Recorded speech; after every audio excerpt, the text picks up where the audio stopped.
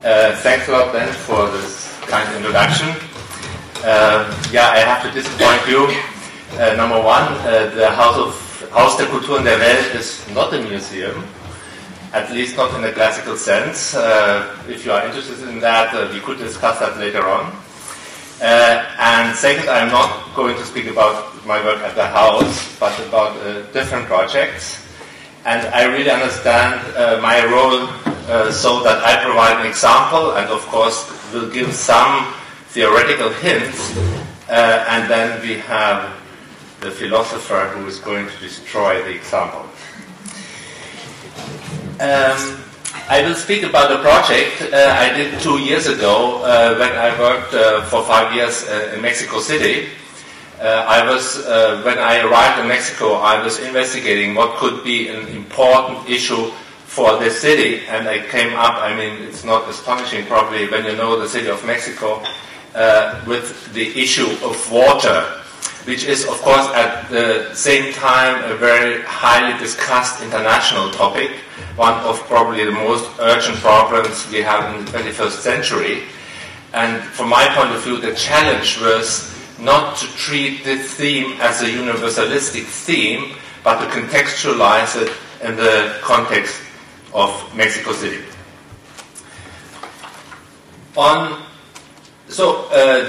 Perhaps since I try to be not the philosopher in this game today, it's a more essayistic kind of approach.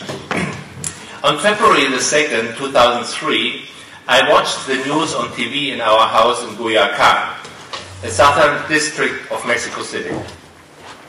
After the news, the traffic helicopter of the TV broadcaster Televisa appeared, hovering over one of the city's arterial roads, the Reforma. The commentator drew the pilot's attention to a traffic island in a roundabout with a palm tree at the center. Confused, he asked the pilot what had happened there. The beautiful gardens previously characterizing this circle had disappeared weeks ago and made way for a sandy desert. He added the remark that the city appeared to be incapable of coping with this problem. Without knowing it, the commentator reported on an art project, Agua, water. Why an art project on the theme of water in Mexico City? Anyone dealing with Mexico City will sooner or later discover that the issue of water is one of the most important problems, if not the most important one in Mexico. A third of the municipal budget is spent on public water supply. The city consumes 3 billion cubic meters of water each year, and the groundwater table is continuously sinking. Water must therefore be pumped from the surrounding areas, resulting in fields becoming too salty and farmers moving to the city, where even more water is then needed. The water problem affects a metropolis that was once a lakeside city with numerous canals. The history of Mexico can indeed be written as a history of water. Prior to the arrival of the Spaniards, the Central American indigenous population had developed its own water culture, including, among other things, floating gardens on lakes. In the religion of the Aztecs, Tlaloc, the god of both water and fertility, played a central role around which social life was organized. After the Spaniards had conquered the pre-Columbian city of Tenochtitlan, they began draining the city. Many canals were filled in. It is interesting that the organization of Mexico was pressed ahead by the Castilians, while the Andalusian immigrants developed the rural hacienda culture in Mexico. Owing to its Arabian heritage in southern Spain, this culture, the hacienda culture, is familiar with a close connection between water and architecture. Mexico's history of water thus reflects European cultural history. The Spaniards went ahead with this development at such a rapid pace that at the end of the 18th century, the German scholar Alexander von Humboldt, on his journey through Latin America, asserted, quote, "The Spaniards have treated water as an enemy. Apparently, they wanted this new Spain to be just as dry as the inner regions of their old Spain." In this context, Humboldt coined the term Castilization of the Valley of Mexico. Water was spied once and for all in the 20th century. The nationalization of the oil industry in the 1930s led to a booming automobile industry. Road construction and the subsequent leveling of the last canals became a sign of the victorious modernization of the city. Today, the element of water is all but erased from the face of the city. Yet we encounter traces of it everywhere. It is virtually inscribed in the cityscape. Be it that entire street systems are named after courses of rivers, or that building facades have sunken more than a meter below street level, to mention just two examples. These observations led to the art project Agua Water. The artists intervened in central locations of the city related to water with installations and actions. In the process, they created a cartography of the metropolis, confronting it with its own history as well as with its present-day problems. It is not by chance that the project resulted in a critical examination of Mexico's path to modernity. Number one, the aquarium. The central symbol of this modernity, the incarnation of the belief in progress, can be found at the entrance to the old city center, the Toro Latinoamericana. You see an image of that here.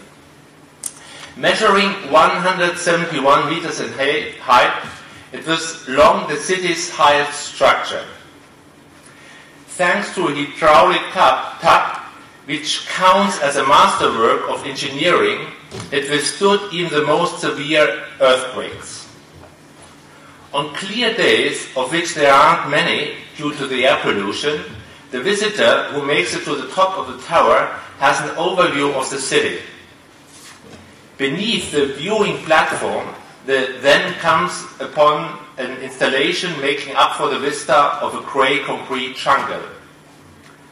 A colorful water world unfolds there in a private aquarium, set up high above the city by a businessman to show how he would like to see the world. The visitor can take part in it by paying an admission fee. This is where the artist Miguel Calderon intervened with a counter-image. He brought into the artificial world of the aquarium fish from the polluted lake in Chapultepec Park, the city's largest recreation center, in which nobody wants to bath anymore. Calderon replaced the signs describing exotic fish species with the names of the fish from the lake, imparting information on their living conditions, the water's degree of pollution, etc.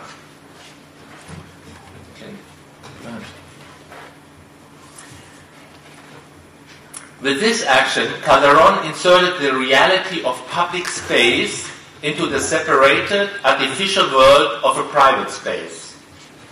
The owner of the aquarium created his own world with a nature that itself is merely fictitious. For here, too, nature had long become nothing more than a representation of it. Miguel Calderon thus questioned both the reality created by modernity and its forms of representation in private spaces, by again placing them in the realm of public debate. Figuratively speaking, he turned the space with the aquarium at the top from its head to its feet. Number two, the sky over the city.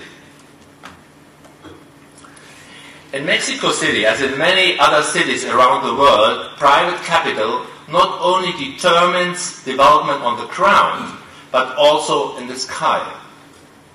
Looking up when driving by car, Mexicans see pictures that tell them what modern life is all about.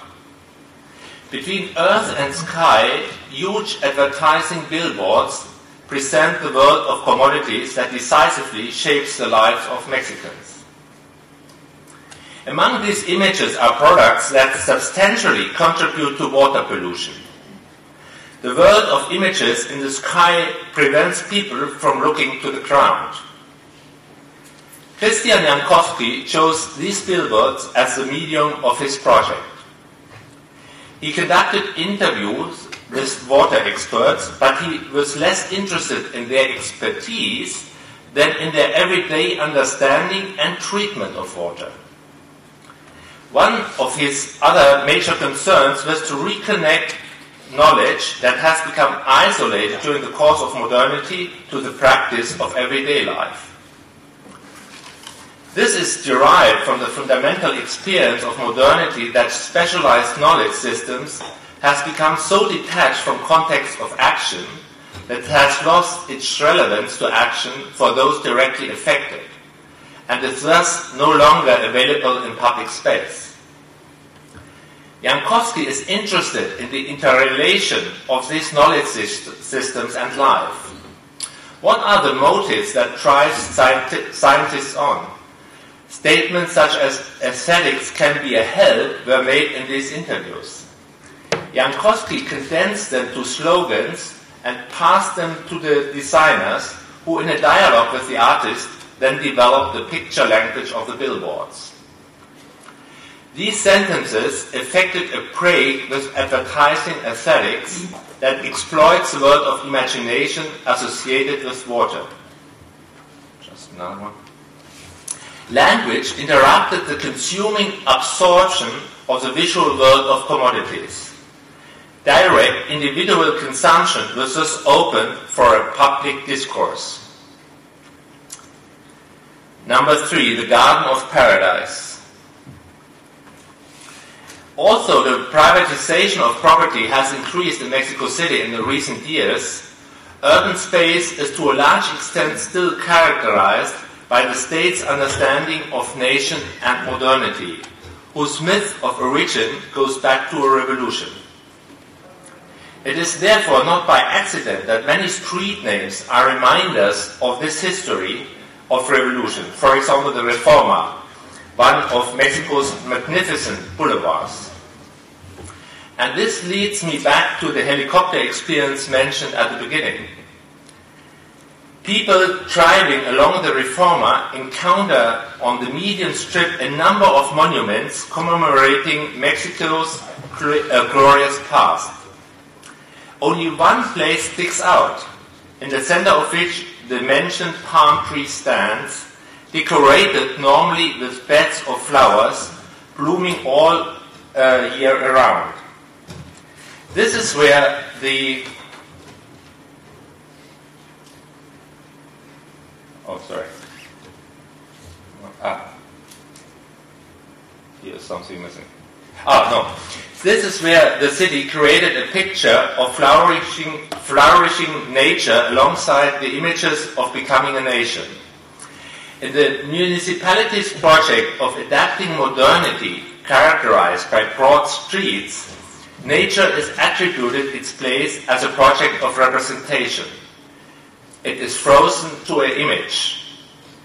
The artist Betsabe Romero destroyed the illusion, the deceptive character of this image. 10 large lorries delivered sand. The image of a paradise was turned into a desert, corresponding to the surrounding desert made of concrete. The manipulative character of this allegedly natural symbol was replaced by an even stronger image. The government's privilege of interpretation was undermined and opened to a public discourse. Number 4, and last, the World Wide Web.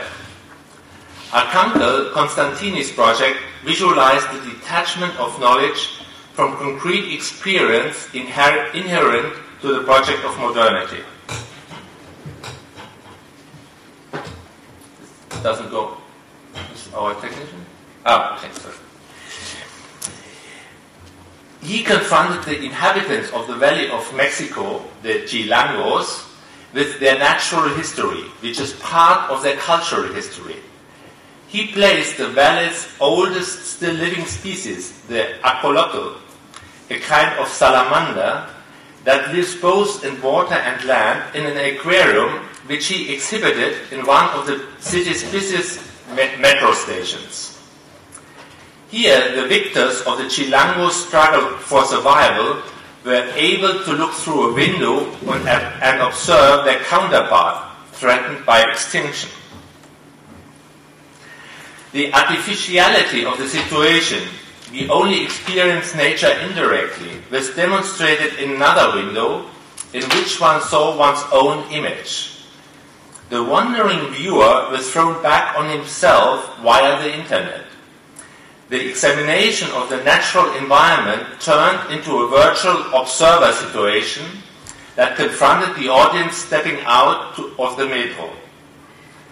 The anonymous place through which masses of people flow became a site of examination and discussion. The virtual space of the World Wide Web was connected to this real space.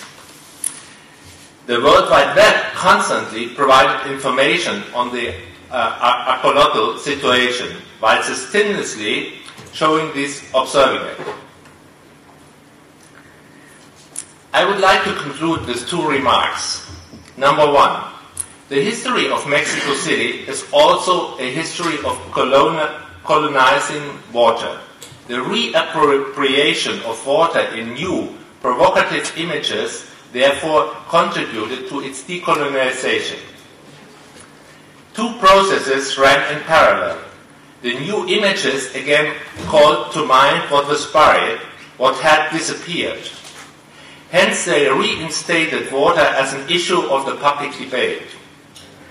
At the same time, the project engendered a public sphere in a variety of ways. On the one hand, in the process of developing the project, Jankowski's billboard project, for example, showed that different groups of society were involved, ranging from scientists and bureaucrats to designers and agencies. More than 600 people over a period of 2 years were involved in this project. And on the other hand, the installation of the artworks themselves that prompted the most various debates. Second, Mexico possesses a long history of art in public space. The muralists are internationally the best-known examples. For quite a while, these pictures defined the history of the Mexican nation-state, the most striking example being Diego Rivera's murals on the presidential palace. They were commissioned by the government that saw itself legitimized as the ruler of the people by the history of the revolution. The artists grasped themselves as part of this national project, which was naturally only aware of a linear process. As a consequence, these works were understood as being timeless.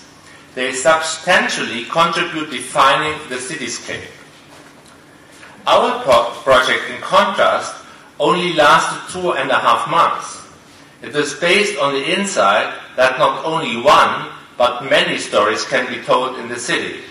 That there is not only one public sphere in the modern city, but many.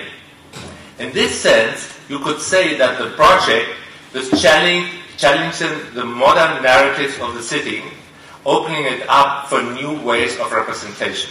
Thanks a lot.